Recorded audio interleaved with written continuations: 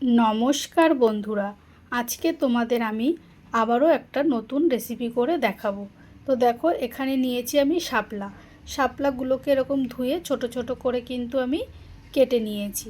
তোমরা চাইলে একটু বড় করেও কেটে নিতে পারো, একটু ছোট ছোট করে কেটে নিয়েছি। আর এখানে দেখো যেসব মশলা লাগবে সেগুলো নিয়েছি। এখানে দেখো নিয়েছি আমি কোরানো নারকোল। আর এটা দেখছো পাতা, এটা হচ্ছে শিউলি ফুলের পাতা। এটাকে পরিষ্কার করে ধুয়ে এরকম কুচিয়ে নিয়েছি। আর ফোড়নের জন্য নিয়েছি দুটো শুকনো লঙ্কা আর 1 চামচ কালো সর্ষে, আর নিয়েছি চিনি, আর এখানে নিয়েছি নুন আর হলুদ। আর এই যে ময়দাটা, এটা পরে আমি লাস্টে ব্যবহার করব। তো চলো রান্নাটা করি। তো দেখো, আমি একটা কড়াই বসিয়ে দিয়েছি। এবার এতে কিছুটা সর্ষের তেল কিন্তু আমি গরম করে নেব।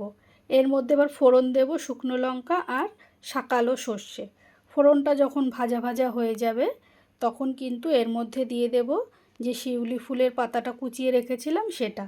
এটাকে দিয়ে কিন্তু হালকা করে আগে একটু ভেজে নেব, তা নাহলে কিন্তু বেশি তেতো লাগবে। তো দেখো পাতাটা ভাজা হয়ে গেছে। এবার এর মধ্যে দেব আমি কোরানো নারকোল। এই পাতা আর নারকোলটা যখন একসাথে ভাজবো না, খুব সুন্দর একটা কিন্তু গন্ধ বের হয়। তো দেখো, নারকোলটাকে দিয়েও কিন্তু আমি অল্প করে ভাজবো, বেশি কিন্তু লাল করে ভাজবো না। আর দিলাম এখানে পরিমাণ মতো নুন আর হলুদ। এটাকে দিয়ে এবার নারকোল আর পাতাটাকে একটু ভেজে নেব। তো দেখো, নারকোল পাতা সমস্ত কিছু ভালো করে ভাজা হয়ে গেছে। এবার শাপলাগুলোকে দিয়ে দেব। তারপর একটু নাড়িয়ে চাড়িয়ে নেব, তাহলে কি একটু কমেও যাবে যেহেতু নুনটা পড়েছে। তো দেখো, শাপলাটা কিন্তু একদম কমেও গেছে। এবার একটু নাড়িয়ে চাড়িয়ে নিয়ে একটা ঢাকনা দিয়ে ঢেকে দেব 5 মিনিটের জন্য। কি বলো তো, ঢেকে দিলে একটু তাড়াতাড়ি যেহেতু সেদ্ধ হয়ে যাবে, তাই কিন্তু ঢাকনা দিয়ে ঢাকা। তা না হলে ঢাকনা না দিলেও কিন্তু চলবে। তো দেখো, আমি ঢাকনা দিয়ে ঢেকে দিলাম। তো বন্ধুরা, 5 মিনিট পর ঢাকনাটাকে তুলে আমি কিন্তু আবারও একটু নাড়িয়ে দেব। তো তোমরা দেখতেই পাচ্ছ আমার কিন্তু শাপলাটা সেদ্ধ হয়ে গেছে। আর দেখেছো একদম কিন্তু জল শুকিয়ে গেছে, এরকম কিন্তু ভাজা ভাজা হতে হবে। তো একটু ভাজা ভাজা করে নিয়েছি। এবার যে যে ময়দাটা ছিল ওর মধ্যে সামান্য একটু জল দিয়ে একটা গোলা তৈরি করে এটার মধ্যে কিন্তু এবার দিয়ে দিতে হবে।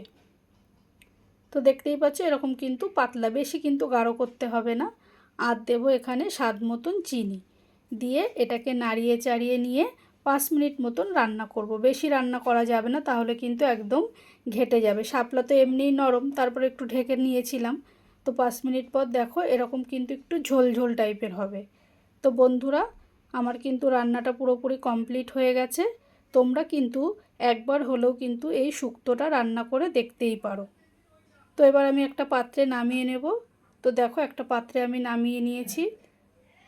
তো বন্ধুরা, তোমাদের কেমন লাগলো আজকে আমার এই শাপলার ফ্যান শুক্তোর রেসিপিটা, আমাকে কিন্তু অবশ্যই কমেন্ট করে জানিও। আর তোমাদের যদি রেসিপিটা ভালো লেগে থাকে একটা কিন্তু অবশ্যই লাইক করে দিও। আর হ্যাঁ, শেয়ারও করে দিও। আর সাবস্ক্রাইব করে কিন্তু বন্ধু হয়ে আমার পাশে থেকো।